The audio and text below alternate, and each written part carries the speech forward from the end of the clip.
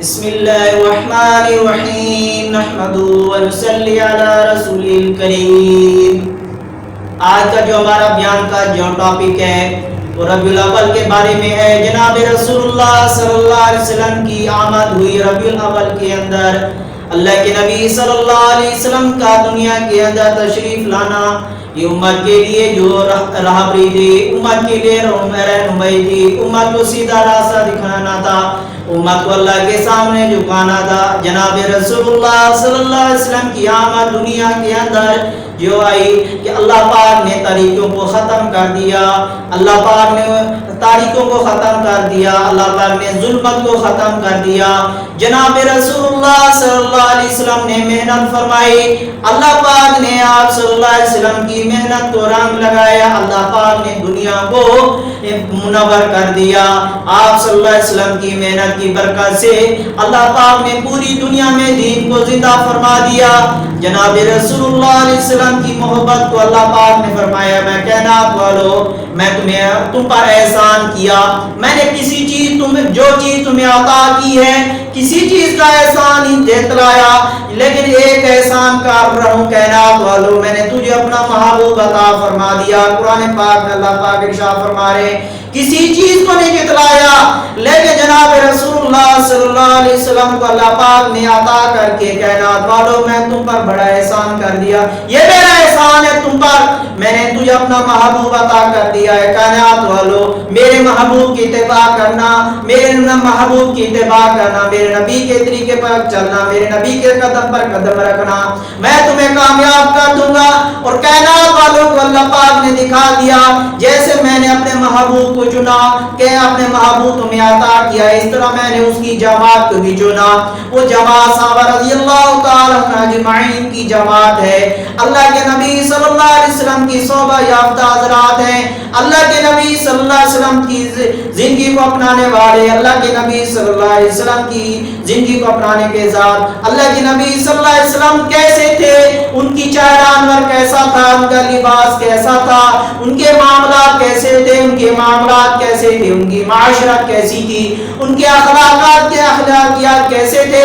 اللہ کے نبی صلی اللہ علیہ وسلم تو ایسے سراپا رحمت ہیں، اللہ کے نبی صلی اللہ علیہ وسلم کی ایک ایک ادا اللہ کو بڑی پسند آئی۔ اللہ کے نبی صلی اللہ علیہ وسلم اعلیٰ، آپ صلی اللہ علیہ وسلم پر جو اللہ پاک نے قرآن پاک نازل فرمایا وہ بھی اعلیٰ، جبرائیل علیہ السلام لانے والے قرآن پاک وہ بھی اعلیٰ، اس جبرائیل علیہ السلام سے اللہ پاک نے قرآن پاک اتارا، اللہ کی ذات بھی اعلیٰ، ایسے محبوب ہستی کو اللہ پاک نے ہر چیز اعلیٰ عطا فرمائی، بالا تر عطا فرمائی، شان والا، شوکت والا، مہربان قدردان نبی اللہ پاک نے ہمیں عطا فرمایا۔ اللہ پاک نے کائنات والوں پر بڑا کرم کیا، اے کائنات والوں میں نے تجھے اپنا محبوب عطا کر دیا، یہ سب سے بڑا احسان میں نے تم پر لگایا ہے۔ اب اللہ نے احسان کسی چیز کا احسان ہی جتلایا، جناب رسول اللہ صلی اللہ علیہ وسلم کو اللہ پاک نے عطا کر کے کائنات والوں پر اللہ نے احسان جتلا دیا۔ میرے بھائیوں آدھے کو ہم آپ صلی اللہ علیہ وسلم کی زندگی سے دور، اللہ کے نبی صلی اللہ علیہ وسلم کی سنتوں سے دور، اللہ کے نبی صلی اللہ علیہ وسلم کے طریقے سے دور، آج امت جو پریشان ہے، مصیبتوں کا شکار ہے، جگہ جگہ پریشان ہے، ہر شعبے کے اندر پریشان ہے، اللہ پاک نے اس کو ذلیل و رسوا کر رکھا ہے۔ وہ اسی لیے کہ نبی صلی اللہ علیہ وسلم کی زندگی سے دور ہو گئے، نبی کے طریقے سے دور ہو گئے، نبی کے قدم سے قدم رکھنے سے دور ہو گئے، جیسے صحابہ رضی اللہ تعالیٰ عنہ اجمعین ہدایت کا ستارہ بن گئے تھے۔ وہ کس لیے بنے میرے بھائیوں؟ نبی صلی اللہ علیہ وسلم کے طریقے کو اپنایا، نبی کی زندگی کو اپنایا، نبی کے سنت والی زندگی کو اختیار کیا، اللہ تعالیٰ نے ان کو ہدایت کا ستارہ بنا دیا۔ کیوں؟ صحابہ ایمان سے پہلے، ایمان لانے سے پہلے زمانہ جاہلیت کے اندر کیا ان کا حال تھا کہ وہ ایمان لانے سے پہلے ویسے درندوں والی زندگی تھی، درندوں والی زندگی۔ عرب کے اندر ان کے اوپر کوئی حکومت کرنے کے لیے تیار نہیں تھا۔ اللہ پاک نے کائنات والوں پر رحم فرما کر اپنا محبوب عطا فرمایا۔ اللہ کے نبی صلی اللہ علیہ وسلم نے ان کے دلوں کے اوپر 13 سال 12 سال دین کی محنت فرمائی، صحابہ کے دلوں پر محنت ہوئی، اللہ پاک نے ان کو ہدایت کا ستارہ بنا دیا۔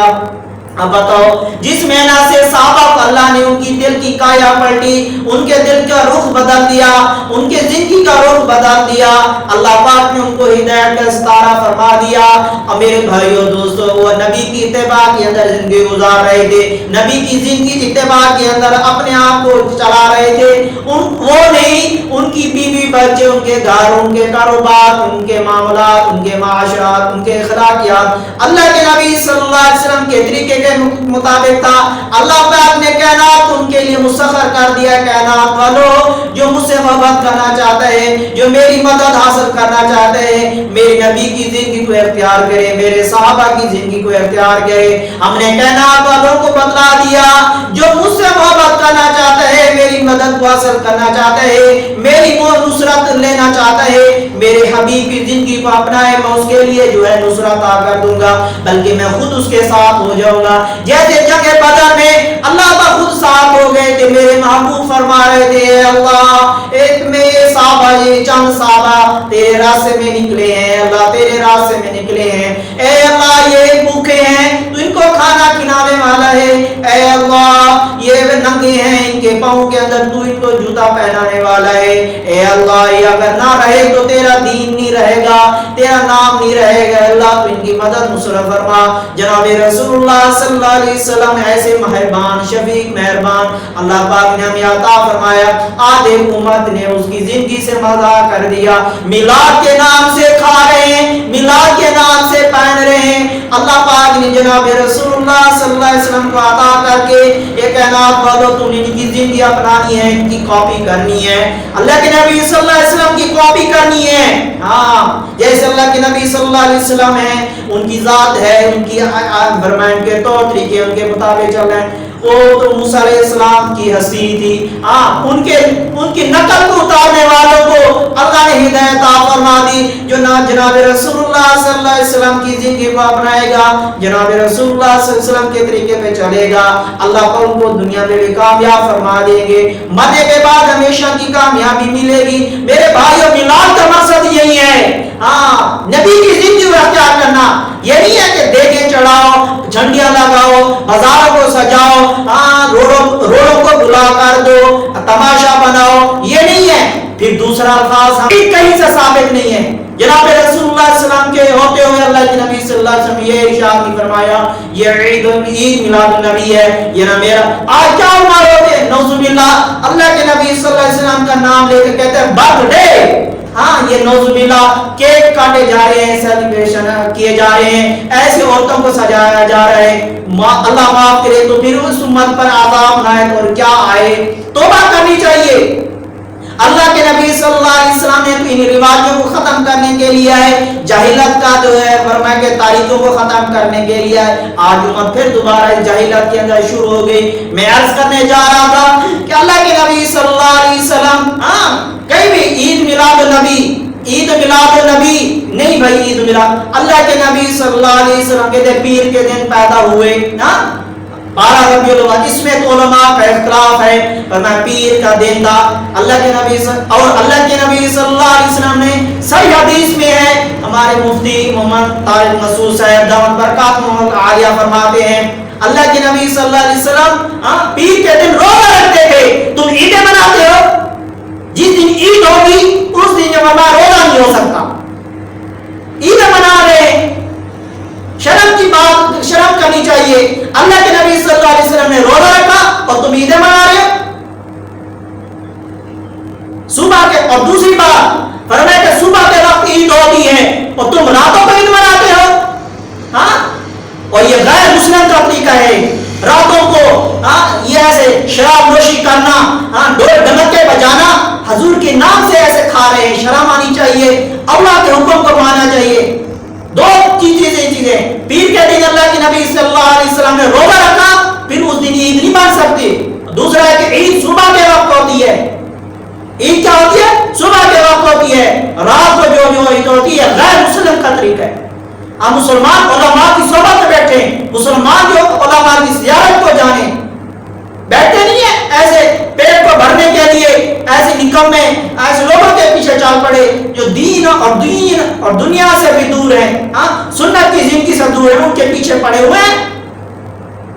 اور پورے سال ہم گم رہتے ہیں. اللہ کے نبی صلی اللہ علیہ وسلم جیسے دنیا کے اندر تشریف لائے, فرمایا کہ سجدے میں چلے گئے. اللہ کے نبی صلی اللہ علیہ وسلم نے بتایا, اے میری امت, قیامت تک آنے والے انسانوں, تمہیں سجدہ کرنا ہے, اللہ کے سامنے جھکنا ہے اور جھکانا ہے, اللہ کے سامنے جھکنا ہے اور جھکانا ہے.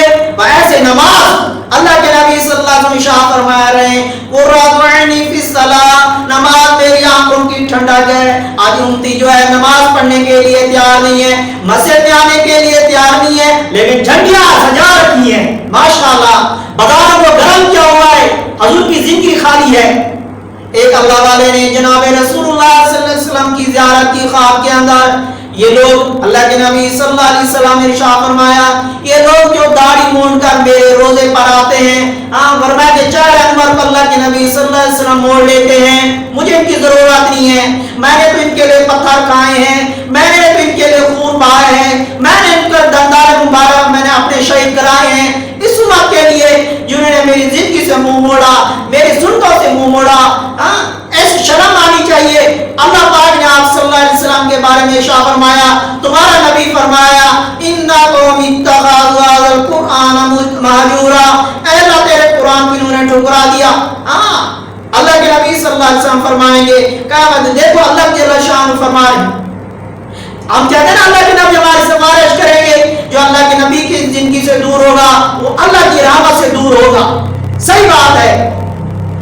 ہم نے فرمایا کہ اللہ کے نبی صلی اللہ علیہ وسلم کا رشوت کو ختم کرنے کے لیے آئے, اللہ کے نبی رشوت کو ختم کرنے کے لیے آئے, اللہ کے نبی سود کو ختم کرنے کے لیے آئے, اللہ کے نبی صلی اللہ علیہ وسلم کے حیا کو, فرمایا کہ بے حیائی کو ختم کرنے کے لیے آئے, اللہ کے نبی صلی اللہ علیہ وسلم ظلمت کو ختم کرنے کے لیے آئے, اللہ کے نبی صلی اللہ علیہ وسلم بیٹیوں کو عزت دینے کے لیے آئے, عورتوں کو عزت دینے کے لیے آئے, والدین کو عزت دینے کے لیے آئے.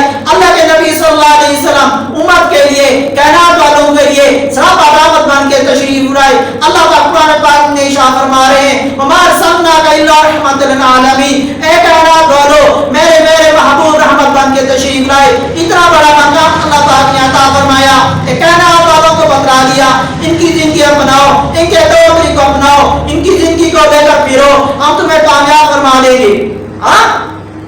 میلاد کا مقصد تو یہی ہے, جھنڈے لگانے نہیں ہے آپ صلی اللہ. اور دوسری بات یہ ہے کہ اللہ معاف کرے کہ نبی کی زندگی کو ہے نہیں, گھروں کے اندر میلاد سجا رکھا ہے, میلاد منا رہے ہیں, نماز کا وقت ہو گیا ہے, مسجد میں آنے کے لیے تیار نہیں ہے. یہ کیسا امتی ہے, افسوس تیری زندگی تیرے طریقے پہ میلاد منا رہے.